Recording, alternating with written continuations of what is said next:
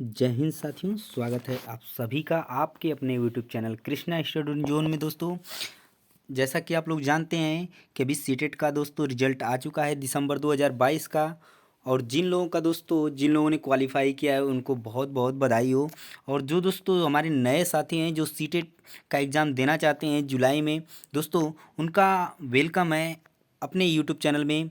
दोस्तों तो आज हम लोग शुरू करने वाले हैं एक नए नए तरीके से नई शुरुआत करेंगे। दोस्तों अगले एग्ज़ाम्स के लिए तैयार हो जाइए। जिन लोगों का दोस्तों छूट गया है या फिर रह गए हैं किसी वजह से, नहीं दे पाए हैं या फिर एग्ज़ाम क्लियर नहीं कर पाए हैं, और जो लोग दोस्तों नए हैं बिल्कुल, यानी कि पहली बार अपना सीटेट का एग्ज़ाम देने जा रहे हैं दोस्तों, या फिर कोई इम्प्रूवमेंट करना चाहता है अपने लिए, ठीक है, तो वो लोग दोस्तों इस चैनल से जुड़ जाइए। आज हमारी ये सीडीपी की पहली क्लास है दोस्तों, जो आपके लिए बहुत ही इंपॉर्टेंट होगी दोस्तों, क्योंकि इसमें जो भी चीज़ें आपको बताई जाएंगी दोस्तों बिल्कुल डीपली बताई जाएंगी। अगर ये पूरा सेशन यानी कि जो भी आपका सीडीपी का अगर पूरा ये आप वीडियो देखते हैं दोस्तों, जो आज से शुरू होगी, यानी फर्स्ट क्लास से लेकर लास्ट तक अगर आप कर लेते हैं, आपके पास दोस्तों बहुत सारा टाइम है, 3-4 महीने का टाइम है। यदि आप इसको पूरा कंप्लीट कर लेते हैं दोस्तों तो 100% आपका 30 में से 30 दोस्तों नंबर होता है, वो कहीं नहीं जाएगा, ये मेरी आपसे गारंटी है। तो चलिए वीडियो शुरू करते हैं दोस्तों।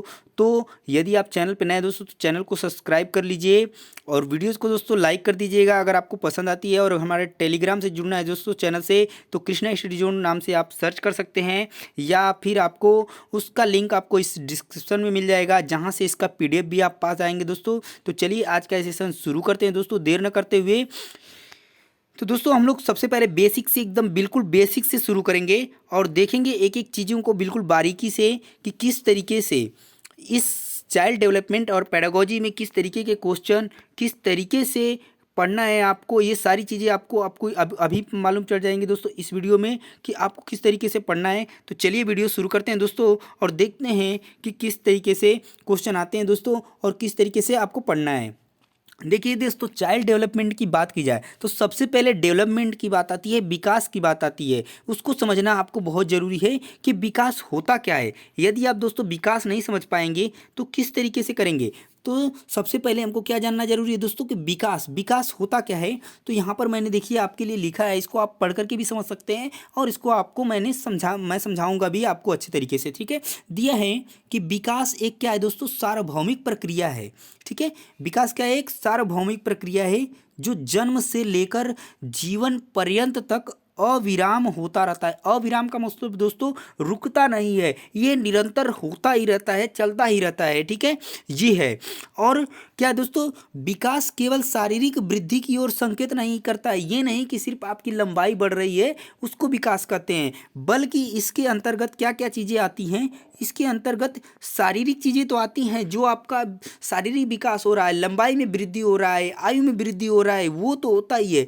उसके साथ साथ आपका मानसिक रूप से आप कितना विकसित हो रहे हैं, ठीक है। सामाजिक रूप में आप क्या विकसित हो रहे हैं, संवेगात्मक परिवर्तन जितना भी होता है दोस्तों, ये सारी चीज़ें विकास की प्रक्रिया में सम्मिलित होती हैं, जो कि गर्भकाल से लेकर मृत्यु पर्यंत तक निरंतर प्राणी में प्रकट होते रहते हैं। इसको कहते हैं विकास। यानी आपको अगर समझ में आ गया होगा दोस्तों कि विकास एक सार्वभौमिक ऐसी प्रक्रिया है जो जन्म से लेकर के कहा जाए दोस्तों, जो जन्म से पहले यानी कि फूड में, यानी गर्भकाल से ही, जब गर्भकाल शुरू हो जाता है किसी भी बच्चे का, तो वहाँ से जो विकास की प्रक्रिया शुरू होती है दोस्तों, उसके धीरे धीरे उसके आकार में परिवर्तन होता है, धीरे धीरे उसकी वृद्धि होती है। वो 1 महीने, 2 महीने, 3 महीने, 4 महीने, 5 महीने, इस तरीके से उसका जो विकास होता है दोस्तों, चाहे वो शारीरिक रूप से हो, मानसिक रूप से हो, जाके चीज़ों को देखने लगे, समझने लगे, उन चीज़ों का जो भी ये प्रक्रियाएं होती हैं दोस्तों,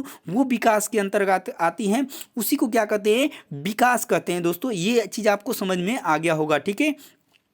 देखिए दोस्तों आगे क्या लिखा है कि विकास को क्रमिक परिवर्तनों की श्रृंखला भी कहा जाता है। सिंपल सी बात है दोस्तों, क्रमिक परिवर्तनों की श्रृंखला कहने का मतलब क्या है दोस्तों कि यदि देखिए, यानी कि क्रम से होता है, यानी विकास अगर क्रम से होता है तभी वह क्या होता है, अच्छे तरीके से विकास हो पाता है दोस्तों, ठीक है। तो विकास को क्रमिक परिवर्तनों की श्रृंखला, आखिर आप विकास को कैसे समझेंगे कि विकास हो गया है। देखिए कैसे समझेंगे? जैसे मान लीजिए कि कोई बच्चा अभी छोटा है मान लीजिए, तो अगर वो 1 या 2 वर्ष बाद क्या होता है, उसकी लंबाई में वृद्धि हो गई, यानी कि पहले आपने कभी 1 साल पहले किसी को देखा है, 2 साल पहले देखा है, या फिर तो उसको आप अगर 5 साल के बाद में देखते हैं तो उसको आपको लंबाई में परिवर्तन मिलेगा, उसके रंग रूप में परिवर्तन मिलेगा, उसके आकार में परिवर्तन मिलेगा। वही क्या है दोस्तों, विकास है। यानी कि उसके उस समय अनुसार उसका इतना विकास हुआ है, जो कि किस रूप में है दोस्तों, शारीरिक रूप में हो सकता है, सामाजिक रूप में हो सकता है, वो किस तरीके से बोलता है, किस तरीके से नए गुणों को सीखता है, यही क्या है दोस्तों,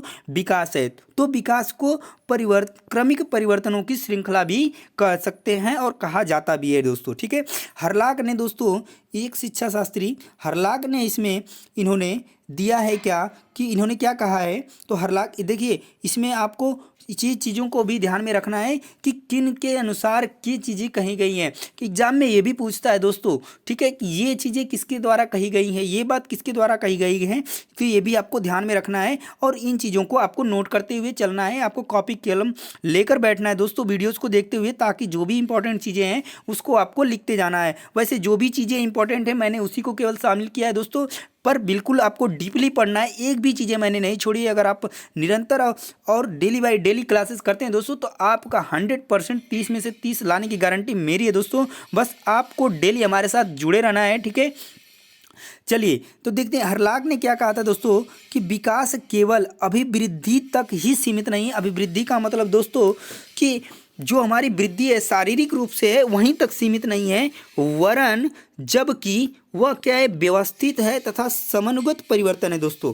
समनुगत की बात की जाए दोस्तों, देखिए व्यवस्थित का मतलब क्या होता है, कि आर्डरली, यानी आर्डर में, क्रम में, ठीक है, उसको कहते हैं व्यवस्थित। और समनुगत अर्थ का मतलब होता है दोस्तों परिवर्तन संबंधी से मतलब है, यानी कि परिवर्तनों का जो दोस्तों जो गुण होता है, जैसे कि मान लिया जाए कि उसका संबंध होता है, यानी कि पीछे वाले से कोई ना कोई संबंध होता है, तो संबंध को कौन बताता है दोस्तों, समनुगत, ठीक है। यानी समनुगत का अर्थ अगर बात की जाए दोस्तों, तो इसमें आपस में परस्पर संबंध होता है, संबंध से इसका मतलब है, ठीक है। तो ऐसे ऐसे वर्ड भी मिलेंगे जिसको आपको समझना जरूरी है। अगर आप नहीं समझ पाएंगे दोस्तों, तो उसका अगर आप अर्थ नहीं निकाल पाएंगे, समझ नहीं पाएंगे, तो आपको समझना थोड़ा सा मुश्किल होगा। तो ये चीज़ें आपको समझ में चलना है। व्यवस्थित का मतलब दोस्तों होता है आर्डरली, यानी क्रम से। समनुगत का मतलब होता है दोस्तों संबंधित, यानी संबंध होता है जिसमें कि प्रौढ़ावस्था के लक्ष्य की ओर, यानी कि जब आप प्रौढ़ावस्था में, जैसे कि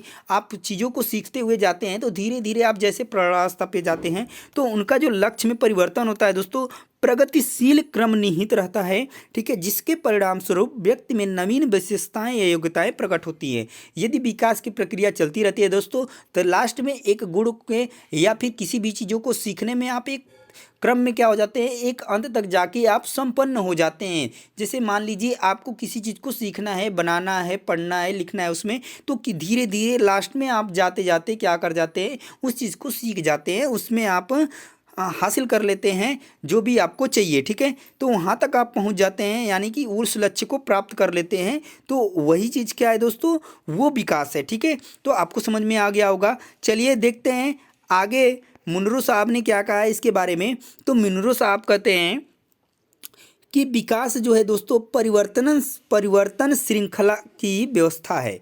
परिवर्तन, देखिए मीनिंग आपका सबको देखेंगे तो वही निकल के आ रहा है। लैंग्वेज में थोड़ा सा आपको चेंजिंग मिलेगा, जिसमें बच्चा भ्रूण अवस्था से लेकर प्रौढ़ावस्था तक गुजरता है, विकास कहलाता है। तो मुनरो ने जो कहा वही बात हर्लाक से देखेंगे तो आपका रिलेट करता है, ठीक है। और जो मैंने अभी उसको आपका डेफिनेशन बताया विकास का, वहीं यहाँ पर भी वही चीज़ हो रहा था कि विकास जो है दोस्तों सार्वभौमिक प्रक्रिया है, जो जन्म से लेकर जीवन पर्यंत तक चलती रहती है। यानी गर्भकाल से लेकर जब तक जो है दोस्तों इंसान मर नहीं जाता है, तब तक ये प्रक्रिया चलती ही रहती है, ठीक है। तो इसमें साफ साफ लिखा है दोस्तों कि विकास परिवर्तन श्रृंखला की व्यवस्था है, जिसमें बच्चा भ्रूण अवस्था से लेकर प्रौढ़ावस्था तक गुजरता है, विकास कहलाता है, ठीक है। तो विकास आपको समझ में आ गया होगा दोस्तों कि विकास किसे कहते हैं।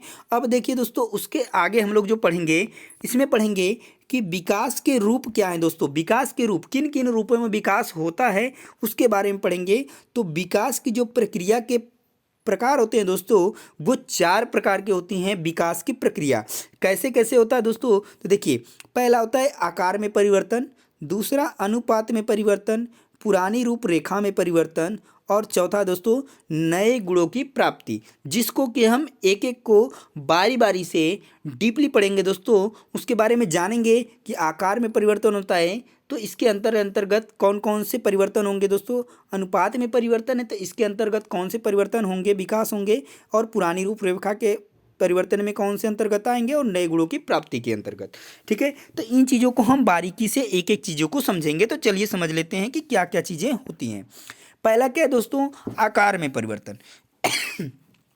आकार में परिवर्तन में देखिए दोस्तों, आकार में परिवर्तन से आपको इसी से समझ में आ गया होगा, आकार की बात की गई है, यानी कि साइज की बात की गई है दोस्तों, कि साइज में परिवर्तन। अगर शारीरिक इसमें आपका अगर आ जाएगा दोस्तों, तो इसमें शारीरिक आपका आ जाएगा, शारीरिक विकास की बात की गई है। यानी कि बच्चा क्या होता है दोस्तों, मान लीजिए कि अभी छोटा है, मतलब इतना बड़ा है इस तरीके से, तो क्या होगा दोस्तों, कुछ समय के बाद उसमें परिवर्तन क्या होगा, वो बड़ा होता जाएगा।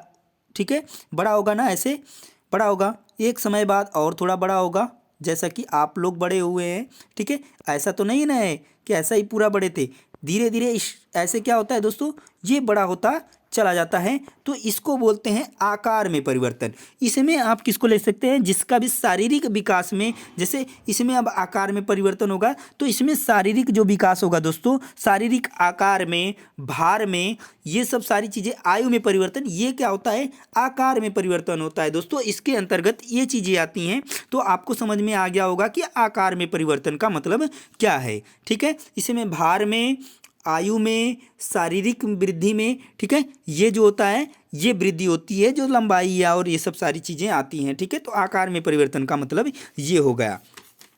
नेक्स्ट चलते हैं अनुपात में परिवर्तन। अनुपात में परिवर्तन का मतलब क्या होता है दोस्तों, इसको चलिए समझ लेते हैं।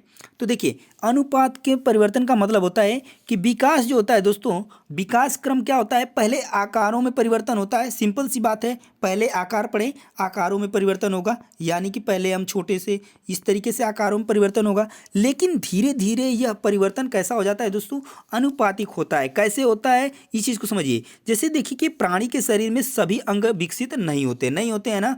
जैसे कि विकसित का मतलब कि अगर जैसे आँख को ले लीजिए, तो आँख तो जब आप छोटे थे तब भी वैसे ही थी, अब आप बड़े हो गए तो भी उतना ही होता है। ठीक है, पर क्या होता है, प्राणी के सभी अंग विकसित नहीं होते हैं और न ही उसमें एक साथ परिपक्वता आती है। सही बात है, एक साथ सभी के अंग विकसित नहीं होते हैं और परिपक्वता भी शायद नहीं आती है, सब में अलग अलग होता है। ठीक है, और सभी अंगों का भी अनुपात अलग अलग, यानी कि सभी अंग जो है दोस्तों, सभी समय पर क्या होते हैं कि अपने अपने समय पर ही विकसित होते हैं। ऐसा नहीं कि छोटे से ही बढ़ना शुरू हो गए और सारी चीज़ें आ गई। जैसे कि मान लीजिए उसमें आ गया कि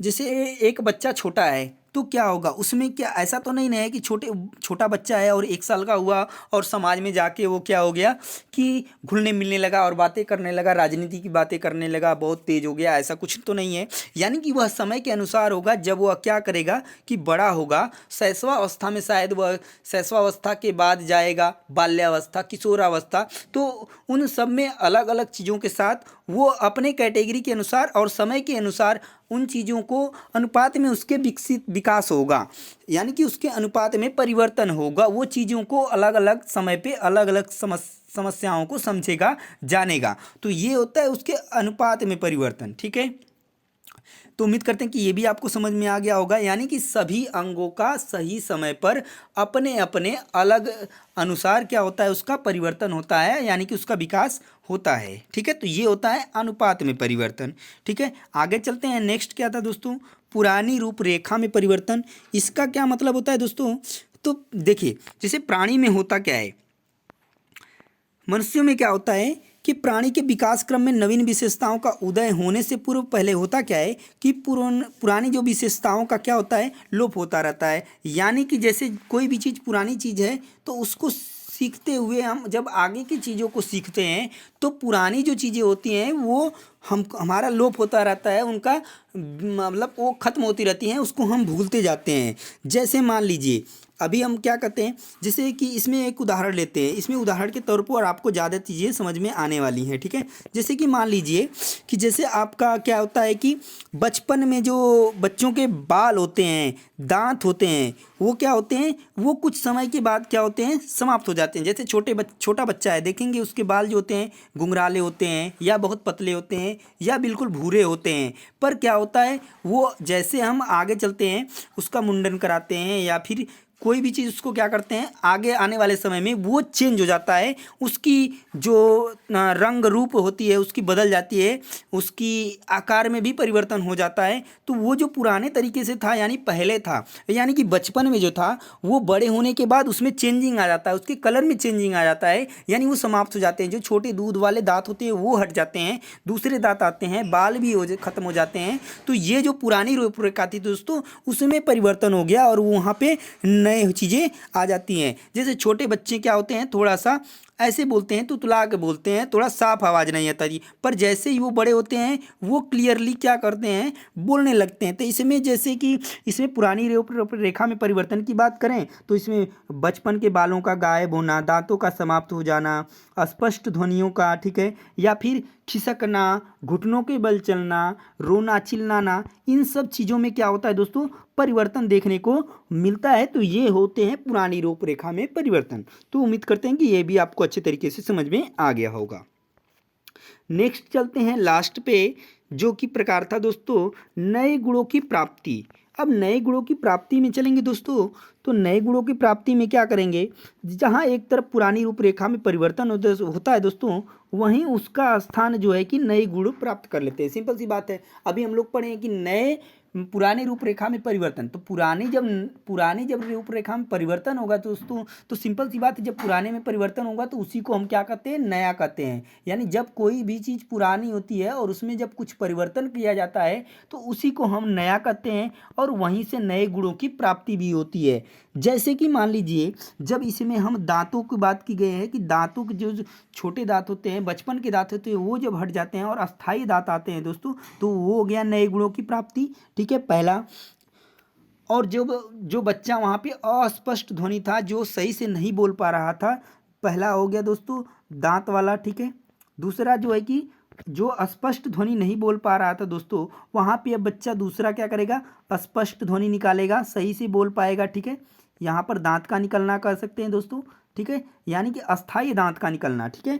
इसके अंतर्गत आ जाएगा स्पष्ट उच्चारण जो करेगा दोस्तों, उछलना कूदना, जो कि पहले क्या कर रहा था, खिसक रहा था बच्चा, ठीक है, घिस्टी मार रहा था, यानी कि अब उछलना कूदना भी उसको, ये नई चीज़ें आ गई हैं, ठीक है। तो इसमें परिवर्तन हो गया, ये नए गुणों की प्राप्ति है कि अब वो उछल ले रहा है, कूद ले रहा है, ठीक है, भाग भी रहा है, उसमें दौड़ने के लिए भी सीख रहा है, वहाँ पे रेंग रहा था, किसी तरह डगमगाते हुए चल रहा था। पर अब बच्चा जो है यहाँ पर तेज़ी से दौड़ रहा है, चल रहा है, उछल रहा है, कूद रहा है, अच्छे से बोल पा रहा है, उनके अस्थायी दांत निकल गए हैं। तो ये जो है दोस्तों नए गुणों की प्राप्ति हो गए। तो ये विकास का जो था चौथा परिवर्तन था दोस्तों। तो उम्मीद करते हैं कि आपको ये चारे परिवर्तन समझ में आ गए होंगे, जो चारों विकास की अवस्थाएं रही होंगी, विकास आपको क्लियर हो गया होगा, ठीक है। तो दोस्तों आज के सेशन में हम विकास को लेकर जो आपको यहाँ पर जो भी कंटेंट दिए दोस्तों, आपको पसंद आया कि नहीं। नेक्स्ट में हम पढ़ेंगे दोस्तों, नेक्स्ट वीडियो में विकास के सिद्धांत पढ़ेंगे दोस्तों। तो पहली वीडियो में बस हमारा ये टॉपिक था विकास को लेकर, कि विकास आपको क्लियर हो जाए कि विकास है क्या चीज़। तो जो कि उम्मीद है कि आपको क्लियरली समझ में आ गया होगा दोस्तों। अगले वीडियो में हम लोग पढ़ेंगे विकास के सिद्धांत के बारे में, एक एक चीज़ों को बहुत ही बारीकी से पढ़ेंगे दोस्तों और समझते हुए चलेंगे। तो वीडियो आपको कैसी लगी है दोस्तों, कमेंट में ज़रूर बताइएगा। और जो लोग भी दोस्तों चैनल पर नए, सब्सक्राइब कर लीजिए, क्योंकि आगे आने वाले वीडियोज़ आपके लिए बहुत ही महत्वपूर्ण होने वाले हैं दोस्तों, जो आपको CDP में 30 में से 30 दिलाएंगे दोस्तों। बाकी अगर मैथ EVS के लिए भी चैनल को सब्सक्राइब कर लीजिए, वहाँ पर भी आपको मैथ के वीडियोज़, EVS के वीडियोज़ आपको रेगुलरली मिलते रहेंगे, जो कि बिल्कुल सटीक और सही तरीके से मिलेंगे दोस्तों। तो मिलते हैं नेक्स्ट वीडियो में, तब तक के लिए जय Hind, Vande Mataram, all the best.